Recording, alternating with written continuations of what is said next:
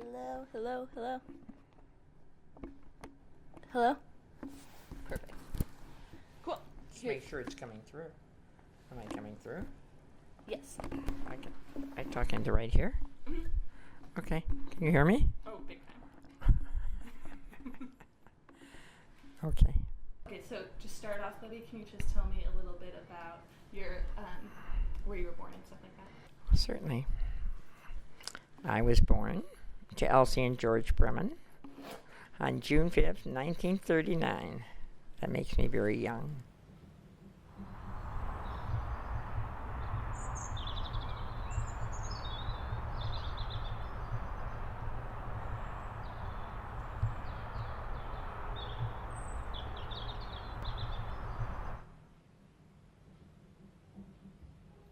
Being a grandmother, it's every time too, and I'll tell you a cute story.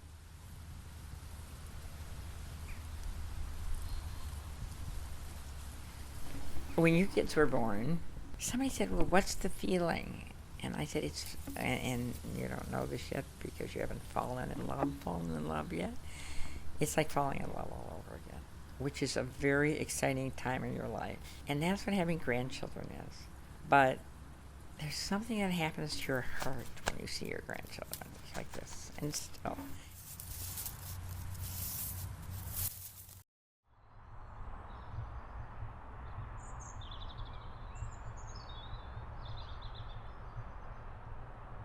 Bubbie, if you could meet anybody, who would it be? I love it. Can I be on a deserted island or have dinner with anybody? Yeah. You know, I don't know. Just people that are interesting and that are topical and are frightening and Donald Trump. I don't have one right at this moment. No one you'd be like, oh my god.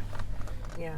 Yeah. I mean, unless this was when I was younger and I had a heartthrob or two, but I don't remember, like Bill Clinton. Oh my God, he was so cute. Really? Oh yeah, Bill Clinton always exuded, because he'd look at you.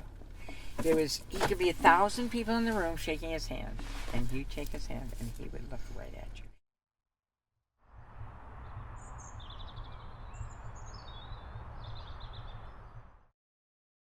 We were married for 52 years. I think from the beginning, we made a couple pacts. You know, I knew I loved him. I don't know that we were ever head over heels, that kind of romantic, glorified thing that isn't really real. Did you want it to be real because you see it in movies? I don't think we had that kind of relationship, which was kind of good, but we loved each other, respected each other, and that's very important, and allowed each other to each grow in our own space, you know. And yes, I was going to be a mother, and I was going to do this, but if I wanted to do something, he didn't care. You've got to honor who the person is. And I think men for women now are better at that. And if they're not, then you don't want them. You're not subjugated to just, oh, your husband's working, and therefore you're the mom and the cook. And no, not these days. And not even then did I believe that.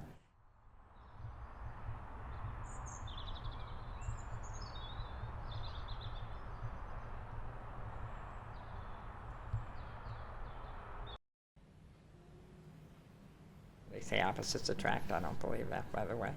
I think it's more troll. like I have a friend whose boyfriend hates movies and she loves them, and she doesn't like symphonies and he loves them. This is a problem. Robert was great because he would adapt to new things. I would go into a movie, and it was an art kind of a film, art movie, and nobody is in there with men. And everybody said, how did you get him to come? Well, he wanted to come. He broadened. It wasn't a chick flick to him. Nothing, we didn't like to label anything that way, because it's not necessarily true. Depends who you are. So he would broaden his mind and just open it to anybody.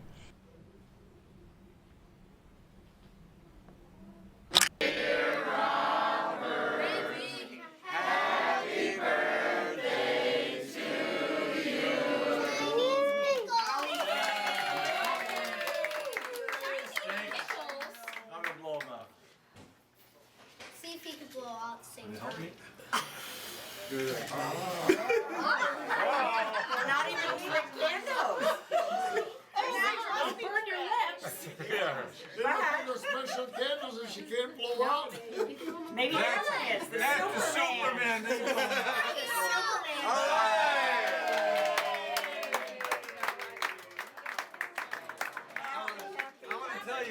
right, this is very powerful. All these wonderful people, Yeah. so close to my life. Go, Keith. Go, It's an amazing experience. Love it. Love you all. Thank you for being here and helping me celebrate.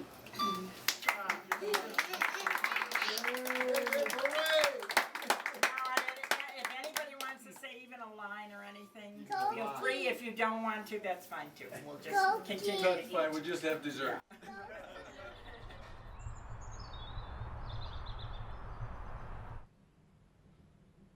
Do you think that me and you, if we were, I was just wondering, Oh, do you it think is that funny. if we were both 22 at the same time, do you think we would have been friends? Absolutely. You have my sense of humor. No, I'm kidding. I think we have some kind of a bond here. It's similar. Yeah, it's a good question.